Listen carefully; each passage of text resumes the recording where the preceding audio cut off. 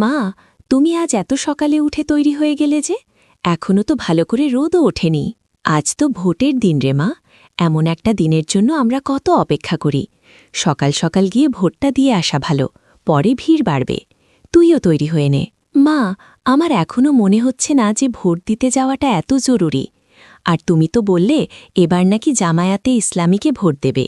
কিন্তু মা, আজকের এই মডার্ন যুগে একটা ধর্মীয় দলকে বেছে নেওয়া কি ঠিক হবে? লোকে কতচি বলে। মেয়ের দিকে তাকিয়ে শান্তভাবে। লোকে কি বলে তার চেয়ে বড় কথা হলো তুই নিজে কি দেখছিস।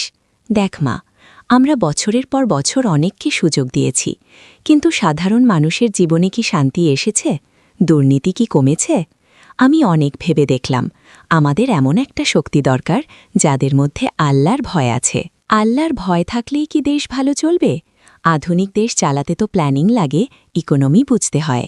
অবশ্যই লাগে, আর জামায়াতের সেই প্ল্যানিং আছে বলেই আমি তাদের কথা বলছি। তুই কি দেখেছিস তাদের কর্মীরা কতটা সুশৃঙ্খল? বন্যায় যখন মানুষ ডুবে যাচ্ছিল বা যখন সাধারণ মানুষের সাহায্য লাগত, তখন কোন দলটা সবচেয়ে আগে মাঠে নেমেছিল? তাদের সংগঠনের ভেতরে যে শৃঙ্খলা, সেটা যদি দেশের প্রশাসনে আনা যায়, তবেই দুর্নীতি বন্ধ হবে। কিন্তু মা, তাদের ব্যাপারে যে একটা ভয়ের কথা শোনা যায়, তারা নাকি মেয়েদের স্বাধীনতায় বাধা দেবে।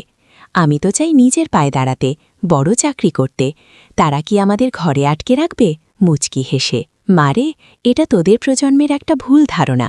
ইসলাম কি কখনো নারীকে অশিক্ষিত রাখতে বলেছে? জামায়াতের নারী কর্মীদের দিকে তাকা। সেখানে কি বড় বড় ডাক্তার নেই? তারা কি ইউনিভার্সিটিতে পড়ছে না? তারা মূলত চায় নারী যেন সমাজে নিরাপদ থাকে। এখন বাইরে বেরোলে তুই কি মন থেকে নিরাপদ বোধ করিস? ইফটিজিং বা হয়রানি কি বন্ধ হয়েছে? জামায়াত এমন একটা সমাজ করতে চায় যেখানে একজন নারী রাতেও একা রাস্তায় চললে কেউ তাকে খারাপ নজরে দেখার সাহস পাবে না। এটাই তো আসল স্বাধীনতা। তুমি যেভাবে বলছো সেটা শুনলে মনে হয় সত্যিই ভালো হতো, কিন্তু বর্তমান রাজনীতি তো খুব কঠিন। জামায়াত কি পারবে অন্য বড় বড় শক্তির সাথে পাল্লা দিতে? সততা আর ঈমান থাকলে পাহাড়ও টলানো যায়। তুই দেখ, তাদের মন্ত্রীদের আমলগুলোতে কি কোনো বড় দুর্নীতির কথা কেউ বলতে পেরেছে? তারা আমানত রক্ষা করতে জানে। দেশের সম্পদ যখন লুটেরাদের হাত থেকে বেঁচে যাবে, তখন সেই টাকা দিয়ে এমনিতেই উন্নতি হবে। রাস্তাঘাট, শিক্ষা, স্বাস্থ্য, সব জায়গায় তখন ইনসাফ কায়েম হবে। মা, একটা কথা ভাবি, আমরা তো প্রথমবার ভোট দিচ্ছি। আমাদের এক ভোটে কি সত্যি কিছু পাল্টাবে? সবাই তো বলে এক ভোটে কিছু হয় না। এই ভাবনাই তো আমাদের পিছিয়ে দেয়। সাগর তো তৈরি হয় বিন্দু বিন্দু জল দিয়ে। তোর একটা ভোট হয়তো সত্যের পাল্লা ভারী করবে। তুই যদি জানিস যে একটা লোক ভালো আর তুই তাকে ভোট না দিস, তবে তো তুই পরোক্ষভাবে খারাপটাকেই সমর্থন করলি। আমানত খেয়ানত করা তো গুনার কাজ। কিন্তু মা, ইন্টারন্যাশনাল পলিটিক্স, বিদেশিরা কি তাদের মেনে নেবে? আমাদের এক্সপোর্ট ইম্পোর্ট কি বন্ধ হয়ে যাবে না? দুনিয়া চলে লাভের অঙ্কে। যদি দেশ দুর্নীতিমুক্ত হয়, ব্যবসা করার পরিবেশ সহজ হয়, তবে বিদেশিরা এমনিতেই আসবে। তারা চায় স্বচ্ছতা। জামায়াত যখন প্রমাণ করবে যে এখানে কোনো কাটমানি বা ঘুষ নেই, তখন বড় বড় কোম্পানিগুলো বাংলাদেশে বিনিয়োগ করতে চাইবে। আর সার্বভৌমত্ব রক্ষা করতে হলে শক্তি মেরুদণ্ডের নেতৃত্ব লাগে, যারা কারোর কাছে মাথা নত করবে না।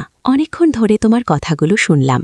আমার মনে হচ্ছিল তারা বোধহয় খুব সেকেলে, কিন্তু তুমি যেভাবে সুশাসন আর নিরাপত্তার কথা বললে, সেটা এখনকার সময়ের জন্য সবচেয়ে বেশি দরকার।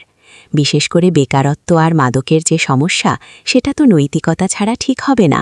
একদম ঠিক ধরেছিস। শুধু ডিগ্রি দিয়ে কি হবে যদি আমাদের যুব সমাজ মাদকে ডুবে থাকে? জামায়াত নৈতিক শিক্ষার ওপর জোর দেয়। তারা চায় একজন ইঞ্জিনিয়ার যেমন দক্ষ হবে, তেমনি সে সৎ হবে, ঘুষ খাবে না। এমন মানুষ যদি দেশের দায়িত্বে থাকে, তবেই দেশ সোনার বাংলা হবে। মা, আমার মনের খটকাগুলো কাটছে। আমি আসলে হুজুগে না চলে একটু চিন্তা করে দেখলাম। সত্যিই তো, যারা স্রষ্টাকে ভয় পায় তারা অন্তত সাধারণ মানুষের হক মেরে খাবে না। এই তো মা, এটাই আমি চেয়েছিলাম। তুই যেন নিজের বুদ্ধিতে বিচার করতে পারিস। আমি তোকে জোর করছি না, কিন্তু দেশের এই ক্রান্তি লগ্নে আমাদের একটু সাহস দেখাতে হবে। চল, অনেক কথা হলো, এখন অজু করে তৈরি হয়ে নে। আমরা আল্লাহর ওপর ভরসা করে ইনসাফের পক্ষেই রায় দিয়ে আসব। ঠিক আছে মা, আমি তৈরি হয়ে নিচ্ছি। তোমার সাথে এই কথাগুলো বলে আজ খুব হালকা লাগছে। মনে হচ্ছে বড় একটা দায়িত্ব পালন করতে যাচ্ছি। আলহামদুলিল্লাহ। চল তবে, আজ এক নতুন ভোরের সাক্ষী হই আমরা।